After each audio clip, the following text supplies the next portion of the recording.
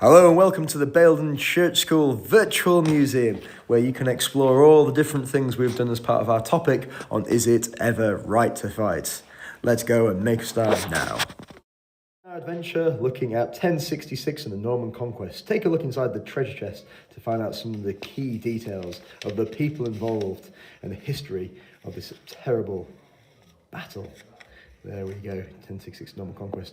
We also produced Bayeux tapestries inside our Doomsday books here, as you can see, demonstrating some of the key events. On to the Crusades, and if we open our castle, we can find out some of the things we discovered, such as when they occurred, who was involved, and some of the outcomes from this terrible, bloody conflict, including the introduction of the new number system within the UK. We then moved on to the Wars of the Roses, producing newspaper articles either from the perspective of the Yorkist or the Lancastrians. Hooray, hooray, King Richard is finally dead, and the War of the Roses is over, many people have cried. Within our Book of Artifacts, we can see how history is written by the winners, and how we looked at how sources throughout time have painted a picture on the people who were involved.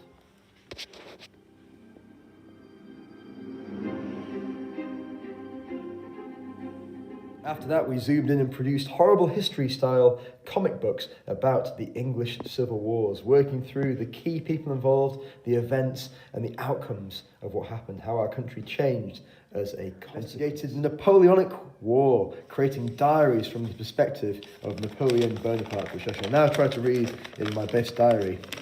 I do not like to boast, but even though I must admit my victory against the Royalists was truly spectacular. They had 20,000 men and we only had 1,000. I am a big hero in France, even though I say so myself. After a thing called the pencil was invented, which makes my diary much easier to write, my dream is slowly becoming true. World War I, where we spent a bit more time investigating what led to the outbreak and who was involved. So if we open up our map here, we can see who were on the different central and allied powers. We spent some time investigating life in the trenches, as you can see with this pop-up book here. When you fold back the different flaps, we recorded different aspects of trench life for pupils to tell people about how it felt for the soldiers. And here is one of our World War I films that the pupils... Meanwhile, in English, we read Tom Palmer's brilliant armistice runner and produced diaries from the perspective of World War I soldiers. Dear diary, as I lay in my bed, the gloomy flicker of glowworms are dying.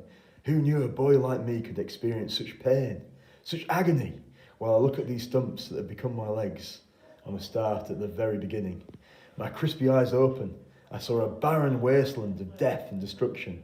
This is no man's land. Part of this topic, we investigated how sources can be used to learn about the past. Pretend to be archaeologists from the University of Bradford, we looked at a variety of different artefacts and tried to work out what they might have been. Finally, our topic finished, building model trenches, which we are just in the final stages of decorating and making look old. And if we turn them on over here, you can see they light up, and they'll maybe decorating those to look like glowworms within the actual trench itself. But the children have worked very hard on the topic, as you can see.